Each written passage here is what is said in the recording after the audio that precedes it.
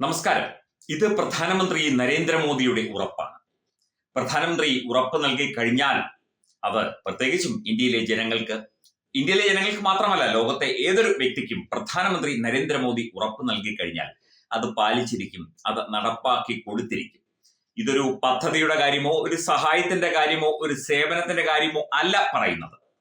അതായത് പഹൽഗാമിലെ ഈ ഭീകരാക്രമണവുമായി ബന്ധപ്പെട്ടാണ് കഴിഞ്ഞ ദിവസം മൻ കി ബാത്ത് എന്ന പ്രതിമാസ റേഡിയോ പരിപാടിയിലൂടെ പ്രധാനമന്ത്രി നരേന്ദ്രമോദി ഇന്ത്യയിലെ ജനങ്ങൾക്ക്, ഈ ഭീകരാക്രമണത്തിന് ഇരയായവരുടെ ബന്ധുക്കൾക്ക് ഒക്കെ തന്നെ ഒരു ഉറപ്പ് കൊടുത്തത്. ഒപ്പം തന്നെ പാകിസ്ഥാൻ പോലെ ഒരു തെമ്മാടി രാഷ്ട്രത്തിന്, അവിടുത്തെ ഭീകരവാദത്തിന് ഒരു മുന്നറിയിപ്പ് കൂടിയാണ് പ്രധാനമന്ത്രി നരേന്ദ്രമോദി നൽകിയത്.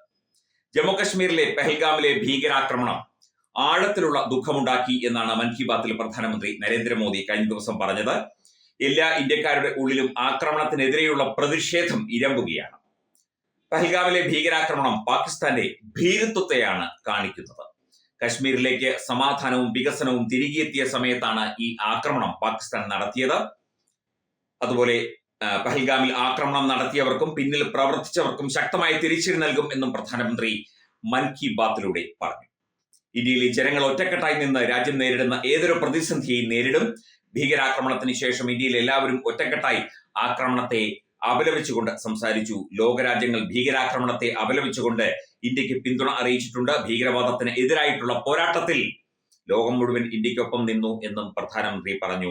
ഭീകരാക്രമണത്തിൽ ഇരയാക്കപ്പെട്ടവർക്ക് നീതി ഉറപ്പാക്കും എന്ന് പ്രധാനമന്ത്രി പറഞ്ഞു. പ്രധാനമന്ത്രി നീതി ഉറപ്പാക്കും എന്ന് പറഞ്ഞാൽ അവർക്ക് വേണ്ട സഹായങ്ങളും പിന്തുണയും ചെയ്യും എന്നും മാത്രമല്ല, ഈ ഉറ്റവരെയും ഉടയവരെയും നഷ്ടപ്പെട്ടവർക്ക്, ഇത്തരത്തിൽ ബുദ്ധിമുട്ട് അനുഭവിക്കുന്നവർക്ക്, അവർക്ക് എപ്പോഴും ഒരു മനോവേദനയാണ്. തങ്ങളുടെ ആള് ഇത്തരത്തിൽ ഒരു ആക്രമണത്തിൽ മരിച്ചുപോയല്ലോ, കൊല്ലപ്പെട്ടുവല്ലോ എന്നുള്ള ഒരു വേദനയുണ്ടാകും. അപ്പോൾ അതിന് കാരണക്കാരായവൻ അവനേതായാലും അല്ലെങ്കിൽ അതാരായാലും അവന് തക്കതായ ശിക്ഷ കിട്ടുക എന്നതുകൂടി ഇവർക്കുള്ള പിന്തുണയാണ്. നമ്മൾ അതുകൂടി കരുതണം.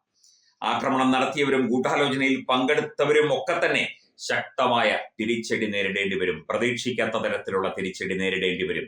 ഒരിക്കലും അവർ ഊഹിക്കാൻ പോകുന്നതിനും അപ്പുറം ഉള്ള തിരിച്ചടിയായിരിക്കും ഭാരതം കൊടുക്കുക, ഇന്ത്യ കൊടുക്കുക എന്ന കാര്യം കൂടി പ്രധാനമന്ത്രി ചൂണ്ടിക്കാട്ടി. അതാണ് ഞാൻ ആദ്യം പറഞ്ഞത്. അദ്ദേഹം ഒരു ഉറപ്പ് നൽകിയാൽ, പ്രധാനമന്ത്രി നരേന്ദ്രമോദി ഒരു ഉറപ്പ് നൽകിയാൽ അത് വെറും ഉറപ്പല്ല, അതിശക്തമായ അടിത്തറയുള്ള നടത്തി കാണിച്ചു കൊടുക്കുന്ന ഉറപ്പാണ്. എന്തിന് അദ്ദേഹം വെറുതെ ഒരു തെരഞ്ഞെടുപ്പുമായി ബന്ധപ്പെട്ട് ഒരു പ്രസംഗത്തിൽ ഒരു കാര്യം സൂചിപ്പിച്ചാൽ പോലും അത് അദ്ദേഹം ഓർത്ത് നടപ്പിലാക്കും. അപ്പോൾ പിന്നെ ഇത്രയും വലിയൊരു കാര്യത്തിന് ആ മനുഷ്യൻ വെറുതെ ഇന്ത്യൻ ജനതയ്ക്ക്, ഇന്ത്യക്കാർക്ക് ഉറപ്പ് നൽകുമോ? ഇല്ല. ആ ഉറപ്പ് പാലിച്ചിരിക്കും, പാലിക്കപ്പെട്ടിരിക്കും. യാതൊരു സംശയവുമില്ല, യാതൊരു തർക്കവുമില്ല.